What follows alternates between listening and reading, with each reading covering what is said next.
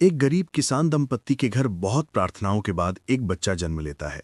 लेकिन वो बच्चा एक इंसान नहीं, बल्कि एक चमकती लाल आंखों वाला एक मेंढक था। क्या ये श्राप है या देवताओं की परीक्षा? जानने के लिए वीडियो को पूरा जरूर देखें।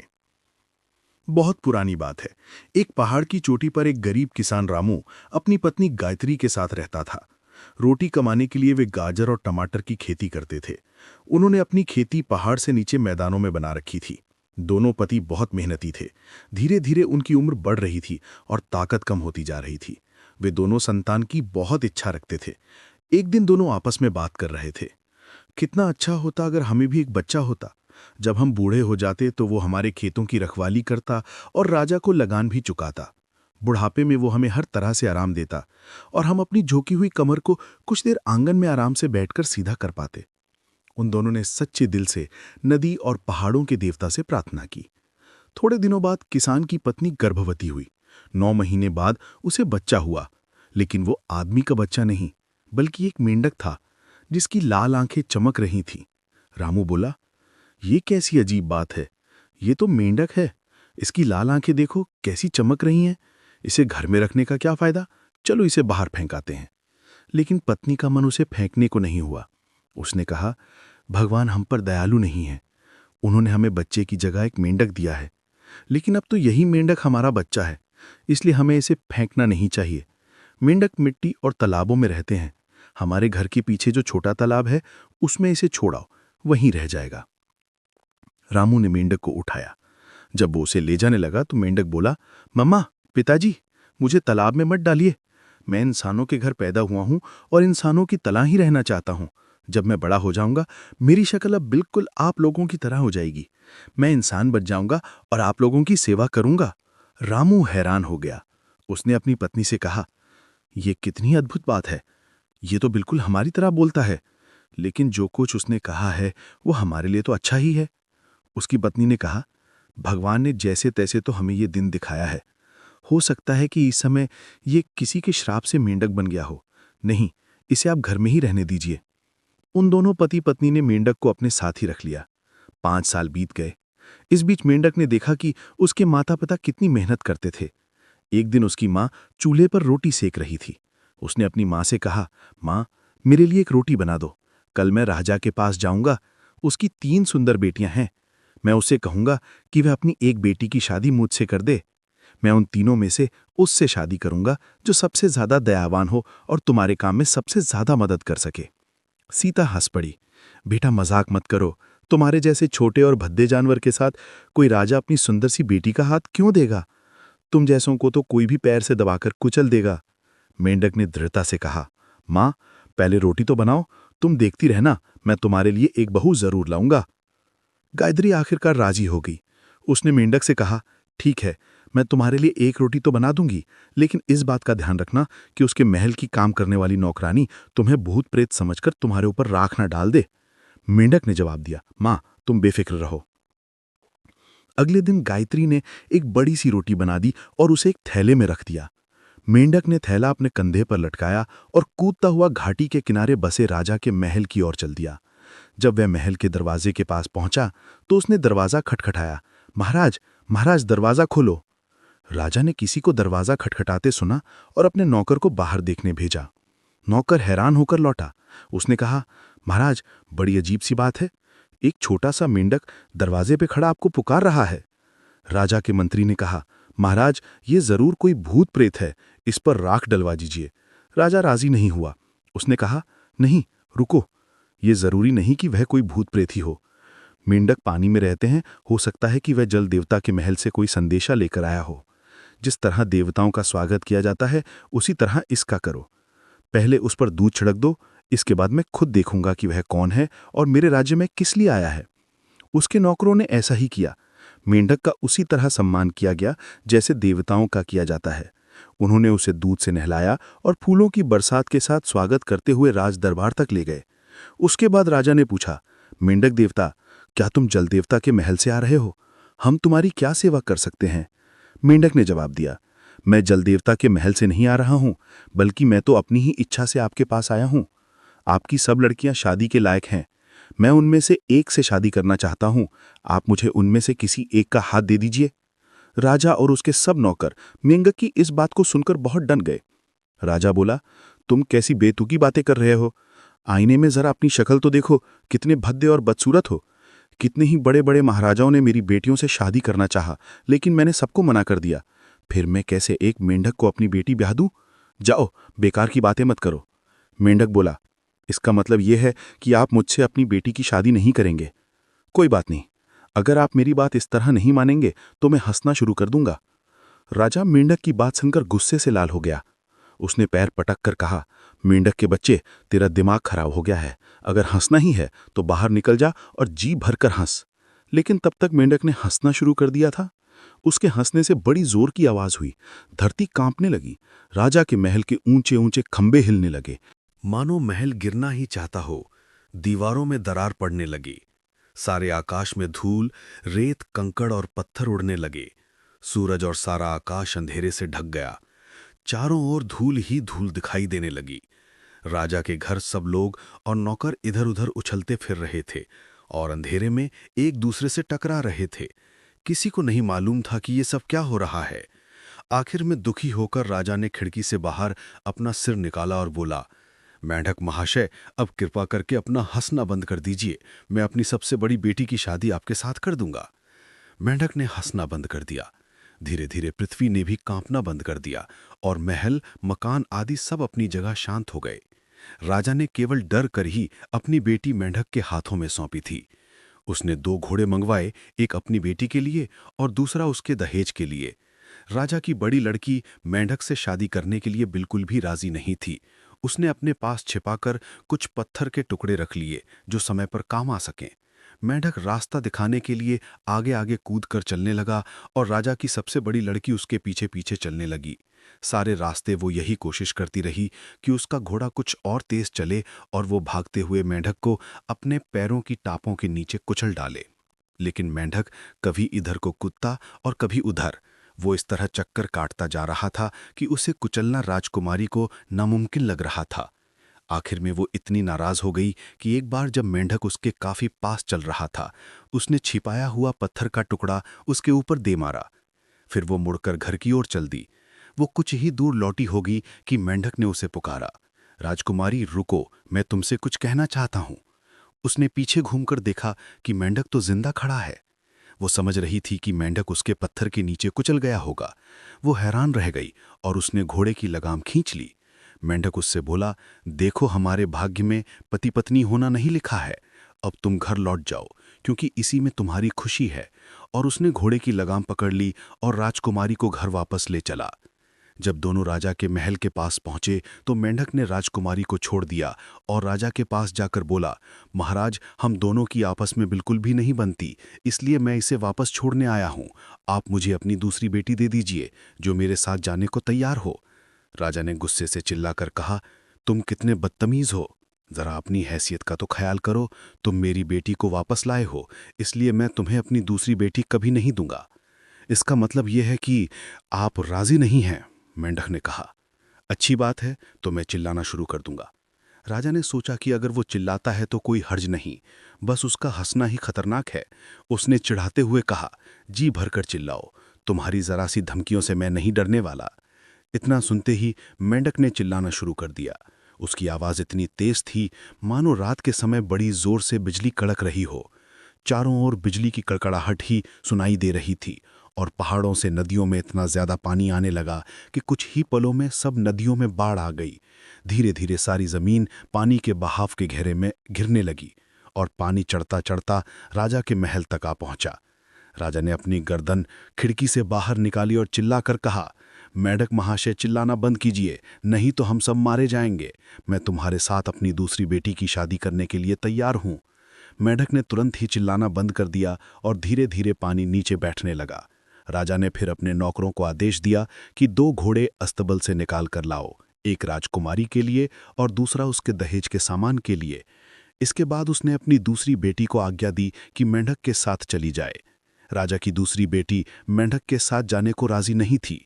उसने भी घोड़े पर चढ़ते समय एक बड़ा सा पत्थर अपने पास छिपा कर रख लिया।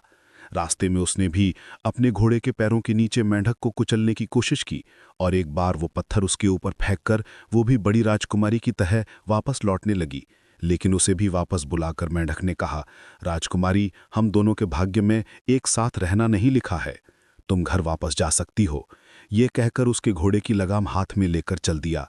मेंढक ने राजा के हाथ में उसकी मंझली बेटी का हाथ पकड़ा दिया और बोला, अपनी सबसे छोटी बेटी की शादी मुझसे कर दो। इस बार तो राजा के गुस्से का ठिकाना ही ना रहा। उसने कहा, तुमने मेरी सबसे बड़ी लड़की को लौटा दिया और मैंने तुम पर दया करके अपनी मंझली बेटी दे दी। अब तुमने उसे भी लौटा दिया और मेरी सबसे छोटी लड़की के साथ शादी करना चाहते हो। तुम बहुत बेहुदे हो। कोई भी राजा तुम्हारी इस बदतमीजी को बर्दाश्त नहीं कर सकता। राजा बहुत ज्यादा परेशान हो रहा था। मेंढक ने शांति से जवाब दिया, महाराज, आप इतना नाराज क्यों होते हैं? आपकी दोनों बेटियां मेरे साथ शादी करने के लिए राजी नहीं थीं, इसलिए मैं उन्हें वापस ले आया। लेकिन आपकी तीसरी बेटी मुझसे शादी करना चाहती है, फिर आप क्यों नहीं राजी हो रहे? राजा घृणा से चिल्लाया, इस दुनिया में कोई भी लड़की एक मेंढक से शादी करने के लिए राजी नहीं हो सकती। मैं तुमसे आखिरी बार कह रहा हूं कि अब तुम अपनी राह देखो। मेंढक ने कहा, इसका मतलब यह है कि आप अपनी बेटी की शादी मुझसे नहीं करेंगे? ठीक है, तो मैं कूदना शुरू कर दूंगा। राजा वैसे मेंढक की बात से डर तो गया था, लेकिन उसने गुस्से में ही जवाब दिया, तुम उछू कूदो, खुद को जो जी में आए सो करो, जी भर करो। तुम्हारी जरा जरा सी बातों से डरने लगा तो मैं राजा किस बात का? फिर मेंढक ने कूदना शुरू कर दिया। जब उसने कूदना शुरू किया तो धरती हिलने लगी। ऐसा लग रहा था मानो धरती एक पत्थर हो जो किसी तालाब में लहरों के बीच जा फंसी हो। पहाड़ इतनी जोर जोर से हिलने लगे कि उनमें आपस में ही टक्कर होने लगी। पहाड़ों में से पत्थर टूट टूट कर आकाश में उड़ने लगे। सारा आकाश पत्थरों और धूल मिट्टी से ढक गया और सूरज दिखाई देना बंद हो गया। राजा के महल की दीवारें भी इतनी जोर से हिलने लगीं कि लग रहा था कि महल अब गिरा कि तब गिरा। अब तो हार कर राजा को खड़े होकर ये कहना पड़ा कि वो मेंढक के हाथ में अपनी तीसरी बेटी का हाथ दे देगा। मेंढक ने कूदना बंद कर दिया। पहाड़ और पृथ्वी अपनी अपनी जगह पर शांत होकर ठहर गए। राजा की तीसरी बेटी अपनी अन्य बहनों से बेहद खूबसूरत और दयावान थी। उसने सोचा कि ये मेंढक कोई साधारण मेंढक नहीं है, बल्कि काफी चतुर लगता है। वो मेंढक के साथ जाने को राजी हो गई। मेंढक उसे घर ले गया। जब मेंढक की माँ दरवाजे पर उन्हें लेने आई तो उनकी हैरानी का ठिकाना न रहा। उसने सोचा कि मेरा भद्दा और छोटा सा बेटा कितनी सुंदर बहू ले आया है। राजकुमारी बहुत समझदार थीं। वो रोज अपनी सास के साथ खेत पर काम करने जाती थीं। गायत्री भी उससे बहुत प्यार करती थीं। सभी बहुत ही हंसी खुशी रहने लगे। पतझड़ का मौसम आया। उन गांव में हर साल घोड़ों की एक बहुत बड़ी दौड़ हुआ करती थी। सैकड़ों गांव से गरीब और अमीर लोग अपने अपने तंबू लेकर आया करते थे। वे अपनी खेत की फसल भी लाते थे। देवताओं को प्रसन्न करने के लिए वे छोटे छोटे पौधों को आहुति देते, नाचते गाते और घोड़ों की दौड़ देखते। आमतौर पर वहां लड़के लड़कियां अपने प्रेमी प्रेमिका ढूंढने आया करते थे। इस बार मेंढक की माँ की भी इच्छा थी कि मेंढक भी साथ में जाए, लेकिन उसने अपनी माँ से कहा, माँ, रास्ते में बहुत से पहाड़ और नदी नाले पार करने पड़ते हैं, तुम ही चली जाओ, मैं कहाँ कहाँ जाऊंगा। और मेंढक घर पर ही रह गया। घर की ओर सब लोग घुड़दौड़ में चले गए। घुड़दौड़ का मेला 7 दिन तक लगा रहता था। आखिरी 3 दिनों में घुड़दौड़ हुआ करती थी। रोज जो भी आदमी जीत जाता उसकी बड़ी इज्जत होती और लोग उसे अपने यहाँ बुलाकर दावत दिया करते। घुड़दौड़ के तीसरे दिन जब आखिरी दौड़ शुरू होने ही वाली थी, एक नौजवान नीले रंग के पोशाक पहने हुए अपने घोड़े पर सवार होकर वहां आया। उसका शरीर मजबूत था और वो बहुत सुंदर लगता था। उसके कपड़ों पर बहुत सुंदर सुनहरी कढ़ाई का काम हो रखा था और वे बहुत कीमती रेशम से बने हुए थे। उसके घोड़े की जीन पर लाल मोती लगे हुए थे। जब उसने लोगों से आखिरी घुड़दौड़ में भाग लेने की इजाज़त मांगी तो सब उसकी ओर देखने लगे। जब घुड़दौड़ शुरू हुई तो उसने दौड़ने की कोई जल्दी नहीं दिखाई। यहाँ तक कि जब और लोग भागना शुरू कर रहे थे वो अपनी जीन ठीक कर रहा था, लेकिन जल्दी ही वो उनके साथ हो गया। घुड़दौड़ के बीच में भी जिस समय अन्य सब दौड़ने वाले नौजवान एक दूसरे से आगे निकलने की कोशिश कर रहे थे, वो आराम से चल रहा था। और दौड़ के बीच में ही उसने अपने सिर के ऊपर उड़ते हुए 3 कबूतरों का अपने धनुष से शिकार किया। दौड़ के बीच में ही उसने अपने घोड़े की जीन में से कुछ सोने के सुंदर फूल निकाले और उन्हें अपनी बाईं ओर वाले लोगों के ऊपर फेंक दिया। फिर उसने दाईं ओर से चांदी के कुछ फूल निकाले और उन्हें अपनी दाहिनी ओर वाले लोगों के ऊपर बिखेर दिया। इसके बाद वो बहुत तेजी से आगे की ओर बढ़ा और लोगों को ऐसा लगा मानो वो बादल की सवारी कर रहा हो। और इस बार लोगों ने फिर देखा कि वो घुड़दौड़ में जीत गया था। घुड़दौड़ के मैदान में जो भी उस समय मौजूद था वही उस नौजवान पर मोहित हो गया। बूढ़े, जवान और लड़कियां सभी उसकी ओर देख रहे थे। लोग आपस में फुसफुसा रहे थे कि ये नौजवान कौन है और वो कहाँ का रहने वाला है। उसके कपड़े कितने अच्छे लग रहे हैं, घोड़ा तो देखो जैसे देवताओं का हो। सब लड़कियां उसके चारों ओर जमा होकर गाने और नाचने लगीं और उसे अपने अपने घर चलने के लिए कहने लगीं। लेकिन जैसे ही शाम हुई, वो घुड़सवार बिना किसी से कुछ कहे चुपचाप अपने घोड़े पर चढ़कर उस गांव की ओर चल दिया जहां से मेंढक की माँ और उसकी पत्नी आई थीं। सब लोग वहां खड़े खड़े उसके घोड़े को देखते रहे और उसके चले जाने के बाद उसके पैरों से उड़ती हुई धूल को देखने लगे। मेंढक की पत्नी सोचती रही कि वो घुड़सवार कहाँ से आया था और कहाँ चला गया। वो खुद भी उसकी सुंदरता पर मोहित थी। वो सोचने लगी कि वो दिन छिपने से पहले ही इतनी जल्दी क्यों चला गया। घर लौटते समय वो भी अन्य औरतों की तरह उसी घुड़सवार के बारे में सोचती रहीं। मेंढक उन लोगों को दरवाजे पर खड़ा मिला। उन्होंने जैसे ही घुड़दौड़ की बातें सुनानी शुरू की, वो आगे आगे सब बताने लगा। उन लोगों को ये सब सुनकर बड़ा अचरज हुआ कि मेंढक सब बातें पहले से ही जानता है और उस सुंदर घुड़सवार की भी बातें जानता है जिसने आज घुड़दौड़ जीती थी। अगले साल फिर पतझड़ के दिनों में घुड़दौड़ हुई। मेंढक की पत्नी, माँ और पिता फिर घुड़दौड़ में गए। जब घुड़दौड़ शुरू हुई तो सब लोग उस घुड़सवार की राह देखने लगे और सोचने लगे कि इस बार जरूर उसका नाम और पता पूछ लेंगे। घुड़दौड़ के आखिरी दिन जब दौड़ हो रही थी, वो घुड़सवार फिर अपने घोड़े पर बैठकर वहां आया। वो एकदम ऐसे आया मानो आकाश से उतरा हो। लोग उसे देखकर हैरान रह गए। इस बार भी उसके पास अपनी वही सोने चांदी वाली धनुष थी, लेकिन इस बार उसके शरीर पर पिछली बार से भी ज्यादा सुंदर और कीमती कपड़े थे। जब अन्य सब घुड़सवारों ने अपनी दौड़ शुरू कर दी तो उसने आराम से बैठकर चाय पी और पीकर तेजी से उठा और इस बार भी पिछले साल की तरह उसने 3 कबूतर अपनी धनुष से दौड़ते दौड़ते ही मार डाले। जिस समय वो लोगों के सामने से गुजर रहा था, उसने अपने घोड़े की बाईं ओर वाली जीन में से सोने के कुछ फूल निकाले और उन्हें अपनी बाईं ओर वाले लोगों पर उछाल दिया। फिर उसने दाईं ओर से चांदी के कुछ फूल निकाले और उन्हें अपनी दाहिनी ओर वाले लोगों पर बिखेर दिया। इसके बाद वो बहुत तेजी से आगे की ओर बढ़ा और लोगों को ऐसा लगा मानो वो बादल की सवारी कर रहा हो। और इस बार लोगों ने फिर देखा कि वो घुड़दौड़ में जीत गया था। लड़कियों ने इस बार फिर उसके सामने अपना नाच और गाना रखा और उसे अपने घर चलने के लिए कहने लगीं। लेकिन दिन छिपने से पहले ही उसने फिर बिना किसी से कहे अपने घोड़े को भगाया और मैदान से भाग गया। जब मेंढक की पत्नी और माँ घर आईं तो उन्हें यह देखकर बड़ा अचरज हुआ कि इस बार फिर मेंढक तो सब बातें मालूम थीं। इस बार लड़की के दिमाग में उथल पुथल हुई कि जब वो दौड़ में जाता नहीं है तो उसे सब बातें मालूम कैसे हो जाती हैं। उस घुड़सवार को दिन छिपने से पहले ही क्यों जाना पड़ता है? वो हमारे घर की तरफ ही क्यों जाता है? क्या इस दुनिया में सचमुच ही ऐसा कोई घुड़सवार हो सकता है? फिर मेंढक को उसके बारे में सब बातें कैसे मालूम चल जाती हैं?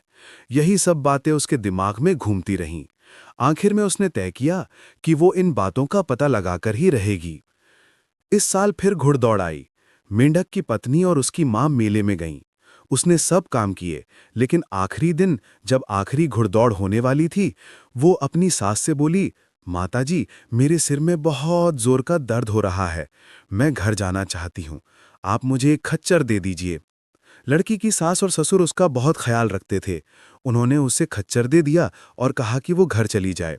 जब वो अपने सास ससुर की आंखों से ओझल हो गई तो उसने खच्चर को तेजी से घर की ओर दौड़ाया। जब वो घर पहुंची तो उसने सबसे पहला काम जो किया वो था मेंढक को ढूंढना, लेकिन उसे मेंढक कहीं भी दिखाई न दिया। तभी उसे एक कोने में मेंढक की खाल पड़ी दिखाई दी जो उसके पति की ही थी। उसने उसे उठा लिया और उसकी आंखों से खुशी के आंसू बहने लगे। उसने सोचा कि मैं कितनी भाग्यशाली हूँ, मेरा पति कितना सुंदर है और कितनी अच्छी घुड़सवारी करता है। वो बार बार अपने आंसू रोकने की कोशिश करती, लेकिन आंसू थे कि रुक ही नहीं रहे थे। वो बार बार मेंढक की खाल को देख रही थी और सोच रही थी कि उसके पति को इतनी गंदी खाल नहीं पहननी चाहिए। वो इतने भद्दे रूप में क्यों रहता है? क्या वो उसके लायक नहीं है? उसे उस खाल से इतनी ज्यादा घृणा हो गई कि उसने उसे जला देने का फैसला किया। वो सोच रही थी कि जब मेंढक यहाँ आएगा तो इसी बदसूरत रूप में बदल जाएगा, इसलिए उसने उसे जला दिया। जब उसने खाल जलाई तो सूरज डूब रहा था। तभी अचानक वो नौजवान अपने घोड़े पर सवार बादलों की तरह उड़ता हुआ वहां आया। जब उसने अपनी पत्नी को खाल जलाते देखा तो उसका रंग डर के मारे पीला पड़ गया और उसने तुरंत घोड़े से उतरकर खाल को आग में जलने से बचा लेना चाहा, लेकिन उसे बहुत देर हो गई थी। मेंढक की केवल एक टांग ही बची थी। उसने एक ठंडी सांस ली और घर के सामने पड़े एक बड़े पत्थर पर जाकर गिर पड़ा। लड़की यह देखकर बहुत डर गई और उसकी सहायता करने के लिए दौड़ी। तुम इतने अच्छे आदमी हो और इतनी बढ़िया घुड़सवारी करते हो, तुम फिर मेंढक क्यों बने रहना चाहते हो? क्या तुम नहीं सोचते कि ये मुझे कितना बुरा लगता है? लड़के ने जवाब दिया, तुमने बहुत ज्यादा जल्दी कर दी। जो कुछ भी तुमने किया है वो बहुत जल्दी कर डाला। अभी उसे करने के लिए हमें कुछ दिन रुकना था। अब मैं जिंदा नहीं रह सकता। लड़की ने पूछा, क्या मैंने कुछ गलत काम कर डाला? बोलो, अब मुझे क्या करना चाहिए? इसमें तुम्हारी गलती नहीं है, मेरा ही दोष है। मैं बहुत ज्यादा लापरवाह हो गया था। यही वजह थी कि मैं घुड़दौड़ में जा पहुंचा। मैं लोगों को अपनी ताकत दिखाना चाहता था, लेकिन अब जिंदा नहीं रह सकता। मैं कोई साधारण आदमी नहीं, बल्कि धरती माता का बेटा हूं। अगर मैं और ज्यादा मजबूत हो गया होता तो मैं लोगों की मदद करने के लिए खड़ा हो सकता था। मैं ऐसी दुनिया के सपने देखा करता था जिसमें अमीर लोग गरीबों का खून चूसना बंद कर दें और सभी लोग एक समान हंसी खुशी से जिंदगी जिएं। लेकिन अभी मैं इतना बड़ा नहीं हुआ था और मेरी ताकतें भी अभी बहुत कम थीं। अभी तक मुझ में इतनी ताकत नहीं थी कि मैं रात की ठंड को बिना अपनी मेंढक की खाल के सह सकूं। इसलिए दिन निकलते ही मैं मर जाऊंगा। जब मैं धीरे धीरे इतना बड़ा हो जाता कि लोगों की इतनी सेवा कर सकता, तो मेरे शरीर पर इतनी ताकत पैदा हो जाती कि मैं बिना मेंढक की खाल के रह सकता था। लेकिन तुमने ये क्या कर डाला? अब मैं यहाँ पृथ्वी पर नहीं रुक सकता। आज ही रात को मैं अपनी माँ के पास लौट जाऊंगा। जब लड़की ने यह सुना तो उसकी आंखों से आंसू बहने लगे। उसने नौजवान के कमजोर शरीर को अपनी बाहों में संभाल लिया और बोली, तुम नहीं मर सकते, मैं तुम्हें मरने नहीं दूंगी। लड़की दुख से इतनी बुरी तरह चिल्लाने लगी कि नौजवान ने उसका हाथ अपने कमजोर हाथों में लेकर कहा, प्रिया, तुम इतना दुखी मत हो। अगर तुम वास्तव में ये चाहती हो कि मैं जिंदा रहूं, तो अब भी तुम कुछ कर सकती हो। उसने पश्चिम की ओर इशारा किया, लेकिन यह सब केवल भगवान की इच्छा और उनकी इजाजत से ही किया जा सकता है। मेरा घोड़ा ले लो, अभी भी समय है, क्योंकि मेरा घोड़ा हवा की तरह भागता है। वो तुम्हें पश्चिम दिशा की ओर ले जाएगा, जहां लाल बादलों के बीच एक बहुत बड़ा महल है। वहां जाकर भगवान से प्रार्थना करना, कहना कि लोगों की भलाई के लिए वो इन 3 बातों को पूरा कर दें। उनसे कहना कि ये सब दिन निकलने से पहले ही कर दें। देखो, अच्छी तरह याद रख लो। पहली बात यह है कि लोग गरीब और अमीर ना कहलाएं, सबके पास बराबर धन हो। दूसरी यह कि कोई भी राजा जनता को ना दबाए।